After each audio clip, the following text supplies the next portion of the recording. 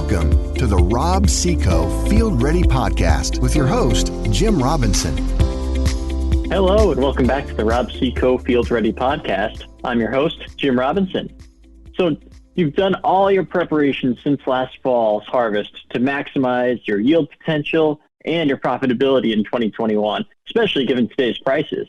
You've done your fall tillage or your spring tillage, you've done soil sampling, you've executed on weed control strategies and fertility, and you can even completed your planting for the year in a timely manner.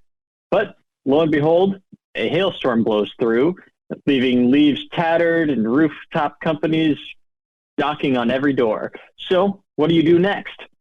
Talked about that with us today. We have Kip Rowe back with us. Kip, you're our regional sales manager to the north, and you have experience with hail. Welcome back.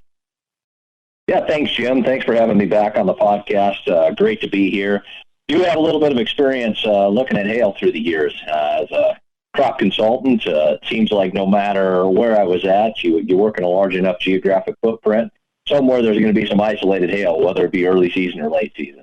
So a little bit of experience, and happy to be here to talk with you today. Thank you.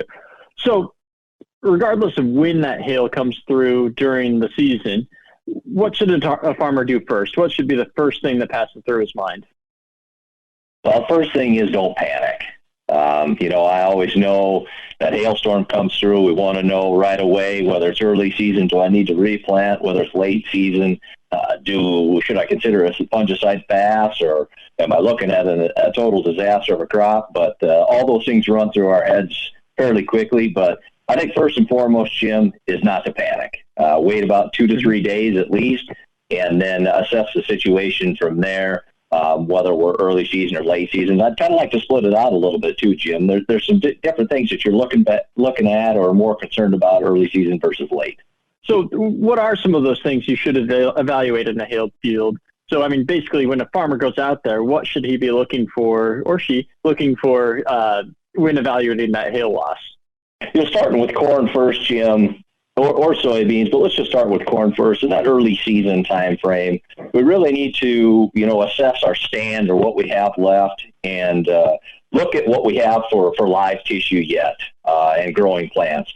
So if we look at a corn plant up until about V5 or just shy at knee high, our growing point is below the ground. So we can withstand quite a bit of hail and not have much injury early season. So, one of the things we do, we've got some of this early season, maybe we're bored for V5, we've got a bad hailstorm that comes through, everything looks tough, tattered. Well, we could take a look at those plants or that tissue that is still there, and we can cut kind of lengthwise along the stem of the plant there and look for any growing tissue in the inside. That growing point, if it's still white, it's going to be good, white and firm. If it started to turn brown in there, then there's some plants that we could be losing. Another thing that we often look at is in those tattered leaves, Jim.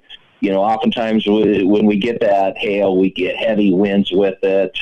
We get heavy rains, and what that can do is that can cause a lot of tattered leaves and some what looks like twisting.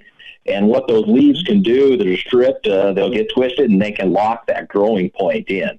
I know initially, we need to count about how many of those are, but the plant has a really, it can push hard. So waiting another 3 to 5 days, because in good growing conditions, we're going to unravel a leaf every 2.5 to 3 days. Waiting another couple days to see how many of those are going to have trapped whorls or going to be able to release is another important thing. So when we're really evaluating hail on this early side, a week is a good time frame to look at before I really make any decisions. Absolutely. No, that's a great piece there, because with corn having the growing point below the ground, it is able to come back from some pretty awful hailstorms. How does that differ with soybeans in the early season? Well, soybeans, they have the growing point right at the tip. So as you start to see it emerge out of the ground. You've got that cotyledon coming out, and then you get to that first unifoliate coming out. Anything at the tip, that is your growing point. So soybeans can be something that oftentimes you can tell a little quicker than corn, just because of where the growing point is at. If you look at hail that comes across soybeans and you look at that stem, all you really need left on that plant, Jim, is at least one piece of tissue or one leaf where the cotyledons are at or higher. So anything below that cotyledon, if it's cut off, that plant is going to die. Yeah, it's not going to be viable anymore. The other thing we really need to watch out for in soybeans, even little tiny ones early season, is they can get quite a bit of stem damage to them and bruising. And so sometimes we have to try to figure out, okay, half of that stem has already been cut through down towards the bottom. Is that plant going to be viable and be able to stand the rest of the season? Or are we going to have to interplant to try and help hold some of this up? Because that plant, even with a half a stem going, will continue to try and grow and put soybeans on. So though oftentimes I can tell a little earlier with soybeans, so we really need to evaluate how much living tissue we have left and how many viable stems we have that we're thinking of make it through the end of the season. So stand loss is a big portion of what we need to look at in the early season with hail damage. What else should somebody be looking at? Well, I think stand loss, first and foremost, we can take and look at corn and soybeans differently. Depending on plant date of corn and how much you have left, you might be viable or might not be viable to replant based on what you have percentage-wise stand left and what time of year it is. So, maybe you got in this year like we did, 12th, 15th April with some corn and you sustained early loss, but maybe it was only a 5% stand loss. There's no sense in replanting that. You've got very good, achievable yield, or, maybe we get to, June 1st before we have a stand loss, but we lose 25% of it. Well, that plant is so far along, and then we've also got to look at, okay, June 5th planting time, what is my percent achievable yield? Plant it then versus when I had a 25% stand loss planted at April 15th. So it's a bit of a sliding scale there. Soybeans wise, we can still get 100% maximum achievable yield in that 90 to 100,000 plants per acre. So, corn, not so concerned. Soybeans, we're really looking at kind of what stand we have left, and they can really make up for losing a lot of plants there, Jim. Absolutely. So you touched on this just a little bit earlier, but, big piece of hail and yield loss from hail can come from defoliation. Can you tell us a little bit about what to look for with defoliation, how it might impact the grain yields of corn and soybeans independently? Yeah, so as we look at corn, if you get a lot of defoliation early or even up until some later stages, you're going to be fine. As you get closer to that reproductive stage, that's where it gets a little more, viable to hold on as many leaves or percent leaves as you can. So just in this example, when we look at some of this defoliation, if you were to get some defoliation, say 50% defoliation before 7 leaves corn, you're looking at potentially maybe a 2% loss on yield, Jim.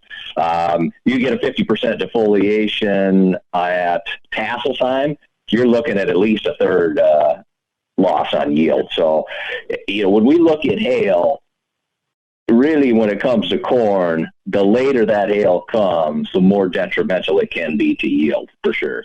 Now, before we get into what it can do with some of the other things on, ears and stalks and disease, I'll just kind of go with soybeans as well. Really, soybeans, you can take a tremendous amount of defoliation all the way up to the reproductive stages, all the way up till R1, Jim. You're really looking at maybe only 15 to 20% loss of full defoliation up to R1. So soybeans are pretty resilient until you get into those reproductive stages. And then, once again, as we get into those R1s, R3s, so what we're talking about in these Rs are beginning flowers, pod sets, it becomes a lot more detrimental to yield. So just example, we used 50% earlier, 50% defoliation at, say, R3, where you're starting to set pods, is still only 8% loss, but now you start getting to 90% defoliation at R3, now we're looking at 25% loss in yield. Yep. It really starts to scale up later and later as the plant is starting to commit sugar toward the grain itself. Yeah, for sure, Jim. Yeah, so you also mentioned a little bit on this, but hail can also cause some more direct loss, whether it strikes the actual ear, flower, the stalk of the plant. What what can you glean from looking on later season direct loss from hail? So later season direct loss, when we're looking at corn, we can also get somewhat, if we've already got an ear on there and starting to establish. I've seen kernel popping before, where it comes in there, hits the ear hard enough and starts to destroy some of those kernels that we're going to set. Other things are you can get a lot of bruising of the stalks, breakage of the stalks. One of the things that does when we get a lot of hail come in, whether it's early season or late season, it's a good vector for disease. Further south we go, if Goss's wilt can come in there, nothing we can really do about Goss's wilt once it gets started, but it could be another detriment. All to other things such as smut that can occur on ears and, other bacterials or other fungal diseases that can occur on corn. Absolutely. And, bruising of the stalk, it can act as a vector for disease, but it can also result in harvest loss as well, where, at harvest time, you may experience more lodging in corn and beans. Yeah, so one of the things, was definitely the harvest loss. And one of the things that I've seen, and I haven't done a lot of studies on it, Jim, or anything, but, it does do something different in the plants. And I have seen fields where they just seem to hold on to their moisture a little bit longer after a hail event, dragging on harvest a little bit longer. So as we're holding on moisture and we've got some weakened stalks, that can definitely put us in a position where we could, occur more harvest loss as we move on. Exactly. And it makes sense in those cases to actually incur more of the drying charges just to get the crop out of the field so you don't risk grain on the ground. Yeah, for sure. Soybeans, late season, we could definitely lose some pods there, Jim. What I've seen more late season is, lateral branch loss, where we were going to put on pods or we were going to set more flowers. Losing those branches, losing even getting sheared off or getting some of the stalks lost. It's more of a direct loss from the ability to put on pods on some of those lateral branches. Yeah, exactly, and that can also cause some additional issues in the season too. As you lose those lateral branches, you may open up canopy that light can penetrate down to the ground with. Yeah, I get that is a good point, Jim. One of the things I didn't point out earlier is weed competition. And, timing of when we do have defoliation, either corn or soybeans, and, trying to stay on label with some of our herbicide applications if we do get a late flush of weeds and try to control that and minimize the competition. Exactly. Kind of Mother Nature's mercy on that. Yeah, it does become really challenging at that point. So what is it that a farmer can do from a management perspective after hail? After hail, I think some of the management decisions you could do is, make a wise decision on whether you should replant or not, whether it's early season. Sometimes we need to start all over and fill back in. Maybe it's gotten later season, that corn crop is just too far gone and we can switch to soybeans. Or some of the things I've done a lot is when we lose a little bit of stand, but we have a lot of stem breakage in soybeans, I've gone in and interplanted in between when there isn't going to be a large difference in height. And one of the things I think that does is it helps hold up some of the ones that have weakened stems as you get good viable plants holding it up in between. The big question I think, Jim, you're thinking of when it comes to management is, does fungicide pay? And it's definitely something on our minds, but I wish there was a more tried and true, yes, you should do it, no, you shouldn't do it. I think a lot of times it depends on the environment you're in, where you're at, what kind of diseases or funguses are prevalent maybe at that time. If something like a gray leaf spot is heavy around that time when you've got some hail, it would certainly slow it down. The bacterial diseases, whether it's Goss's wilt or bacterial leaf streak, we just can't do anything about it. So there is no set yes, no, I shouldn't do fungicide. It's just not going to return on investment enough every single time to say, hey, I got a hailstorm, I need to make a prophylactic treatment of fungicide.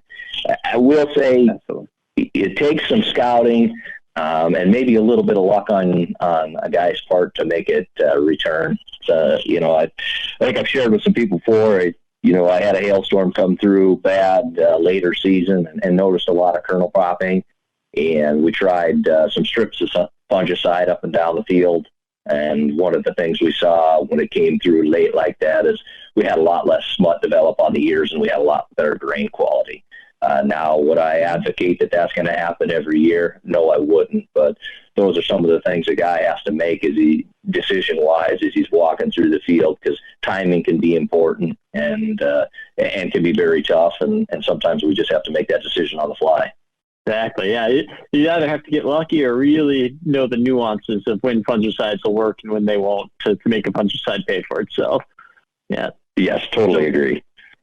So I think as we're talking on this from a management perspective, that not necessarily management, but in a lot of cases, the best thing a farmer can do is nothing. Because if you don't experience enough stand loss early in the season, then, you're actually wasting money if you go and tear it up and replant or interplant into a reduced stand. You may actually have a maximal stand to get what you need out of the field right then and there.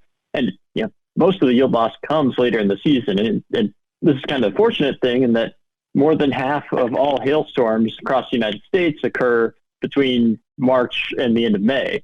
But the majority of your yield loss comes from hailstorms that happen really late June, July, August, September. And so they were really pretty fortunate in the fact that there aren't more hailstorms later in the year as there are earlier in the year. Any comments on that? No, I think you're right on, Jim. To summarize kind of what we've talked about today for me is, number one, don't panic. Give it some time. Assess your stand. Look at the date. Look at what stands you have left, and then make your management decisions from there.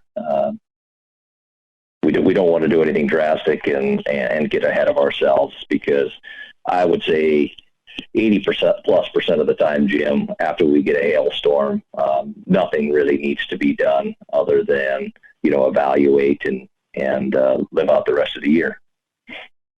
Exactly. So, Kip, thank you so much for joining us today.